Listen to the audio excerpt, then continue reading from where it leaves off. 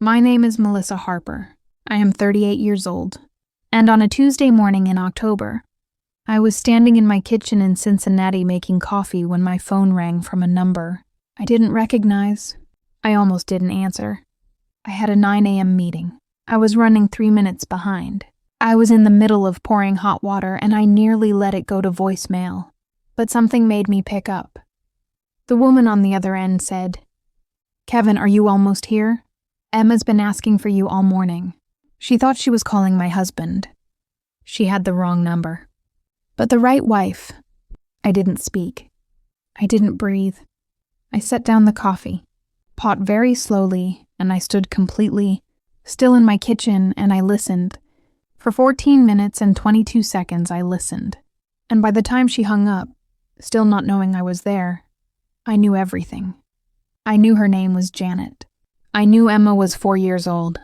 I knew Kevin had told Janet he worked in sales and traveled every other week for regional meetings. I knew they lived in a house in Dayton, 41 minutes from mine. I knew Kevin had been there last Thursday, and the Thursday before that, and every other Thursday for what sounded like at least 3 years. I set my phone face down on the kitchen counter. I looked at the coffee pot.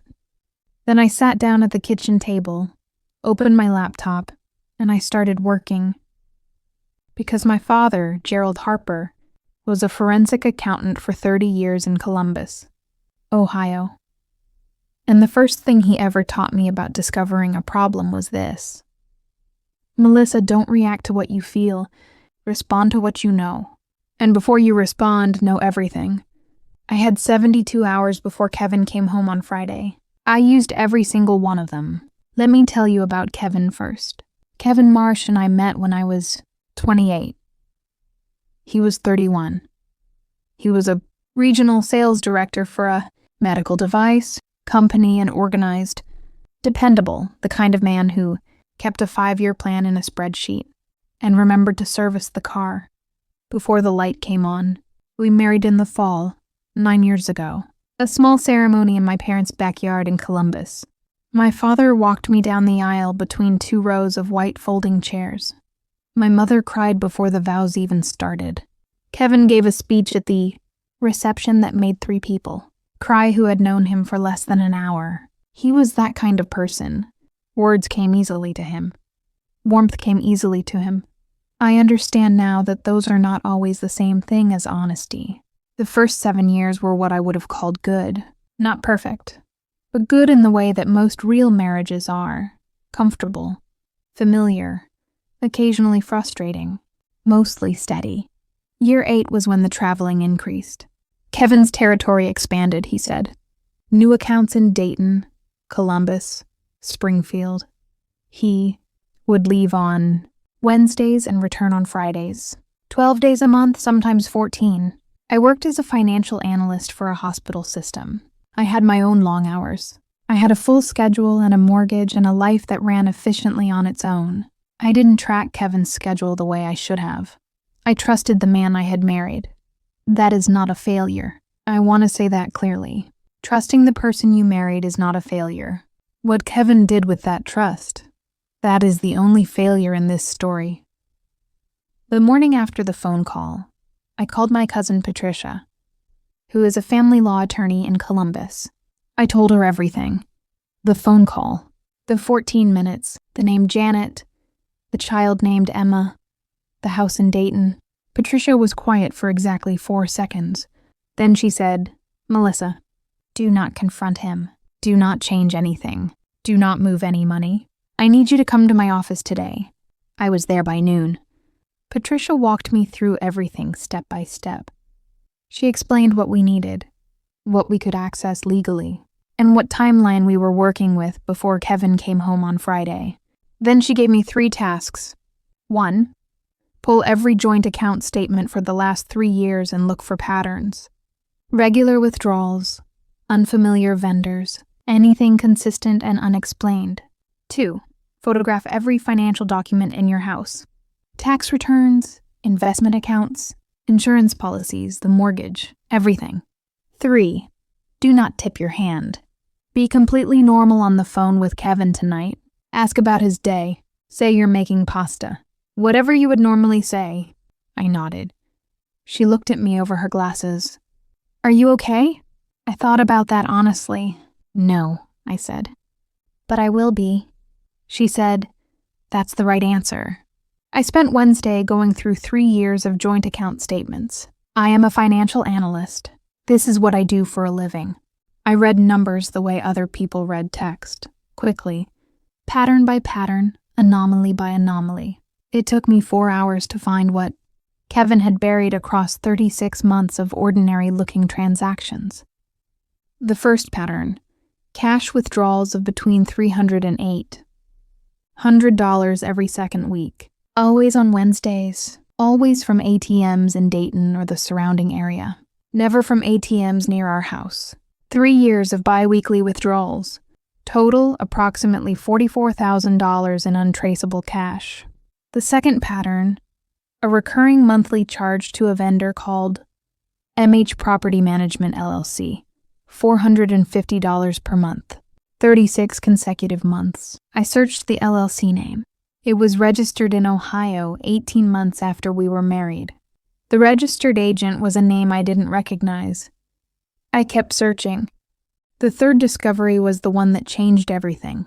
Because when I pulled Kevin's personal credit card statement, the one he used for business, expenses that I had never looked at closely because we had always kept one card separate for his work charges, I found something that had no business explanation at all. 12 months ago, Kevin had taken out a joint credit card.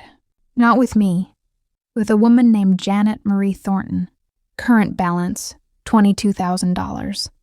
Purchases including furniture, children's clothing, school supplies, a pediatric dentist in Dayton, and 17 months of grocery charges from a Kroger. 4 blocks from a residential address on Maple Creek. Drive in Dayton, Ohio. I sat back in my chair. I photographed every page.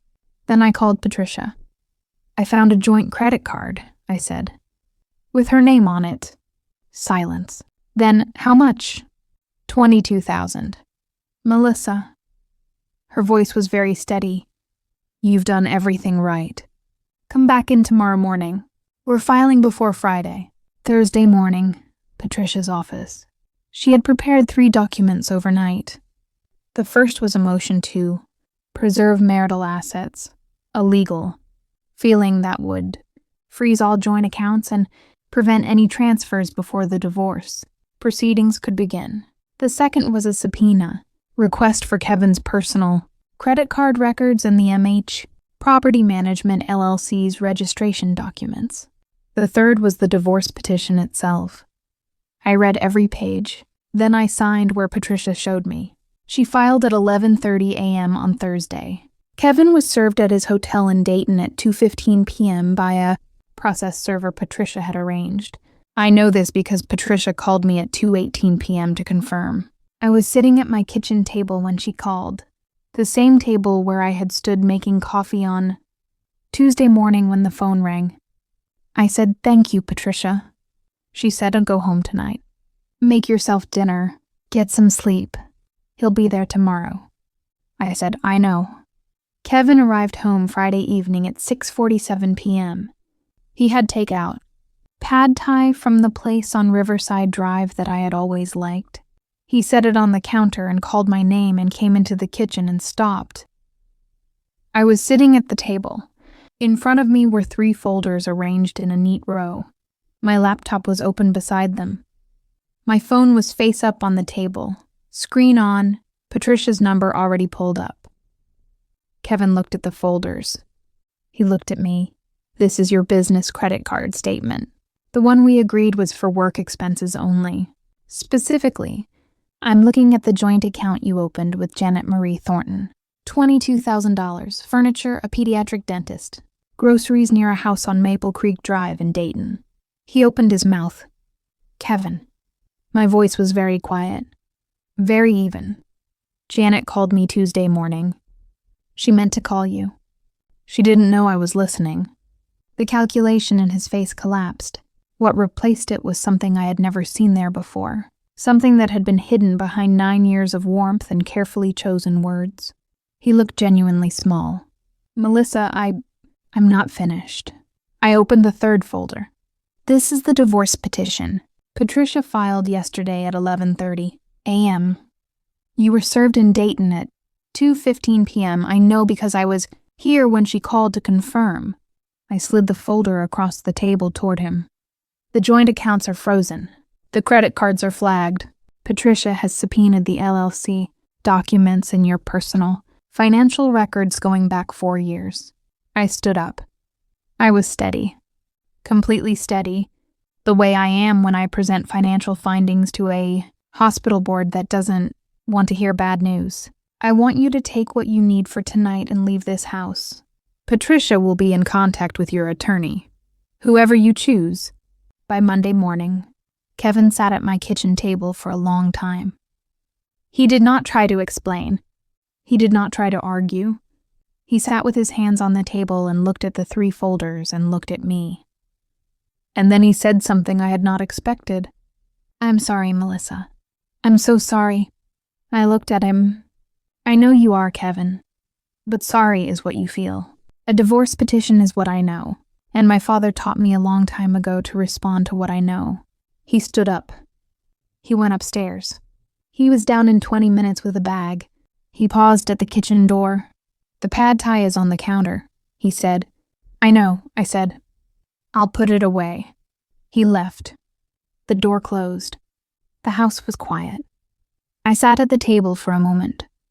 Then I stood, walked to the counter, put the takeout in the refrigerator, and called my father.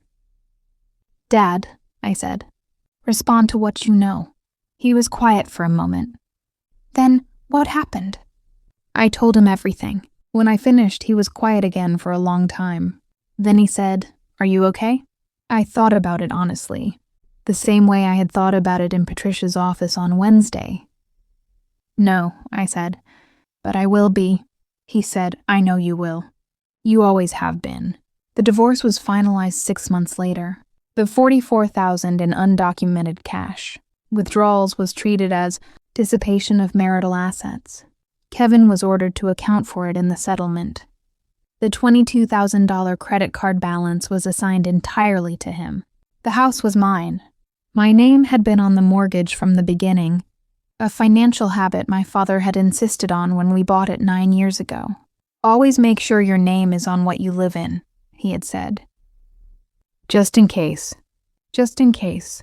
Janet and Kevin's situation was separate from our proceedings. I don't know the details of what happened between them after Kevin was served. I did not ask, and I was not told. That was not my story to follow. My story ended on a Friday evening, when a man carried takeout into a kitchen and found his wife already, sitting at the table, waiting. The first Saturday alone in the house, I made coffee. The good kind. I sat at the kitchen table, with the morning quiet all around me, and I thought about a Tuesday morning, 10 days earlier, when I had almost not answered my phone. I thought about those 14 minutes. I thought about how close I had come to letting it go to voicemail. Then I picked up my phone and called my father. Dad, I said. I almost didn't pick up. He said, but you did. I did. Then that's the story, he said. Not the almost. The did. Here is what I know now. Trust is not naivety. Trusting the person you married is not a mistake. What people do with that trust, that is where the truth lives. I trusted Kevin for 9 years. And then on a Tuesday morning, I picked up a phone call I almost missed. And in 14 minutes, I learned everything I needed to know. I did not scream. I did not call him. I did not send a message at 2 a.m. that I would regret. I called a lawyer. I pulled the statements. I read the numbers. I responded to what I knew. And I want to say something directly to anyone watching this who is in the middle of something that doesn't feel right. Something that you can't quite name but can't quite ignore. Trust your instincts. Check your accounts. Know your name on every document that matters. And if the phone rings from a number you don't recognize, answer it. Sometimes the call you almost miss is the one that saves you. If this story stayed with you, drop a comment below. Share it with someone who needs to hear it today. Subscribe, and I will see you in the next one.